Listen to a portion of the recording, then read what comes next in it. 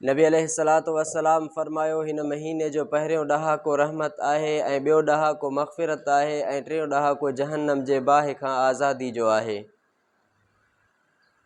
माण्हू टिनि क़िस्मनि जा आहिनि। हिकिड़ो माण्हू उहे जेके गुनाहनि खां परे आहिनि, कॾहिं कॾहिं उन्हनि खां का लग़्ज़िश का ग़लती थी वञे थी त उहे इब्तिदाई अशरे में अगरि हू अल्लाह रब्बुल इज़्ज़त खां मग़फ़िरत तलब करनि था त अल्लाह रब्बुल इज़्ज़त उन्हनि खे माफ़ थो फ़रमाए। हिकिड़ा माण्हू उहे जेके नेकी बि करनि था ऐं उन्हनि खां गुनाह बि सरज़द थिए थो वञे, कमियूं कोताहियूं बि थियनि थियूं,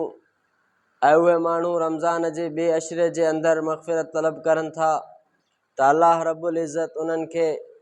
खे माफ़ फ़रमाए थो ऐं उन्हनि जी मग़फ़िरत थो करे। ऐं टे नंबर ते उहे माण्हू जेके मुकमिल तौरु गाफ़िल रहिया, 11 महीना गुनाहनि जे अंदरि ज़िंदगी गुज़ारियो, हाणे उहे आख़िरी अशरे जे अंदरि अल्लाह रब्बुल इज़्ज़त जे दरवाज़े ते अची करे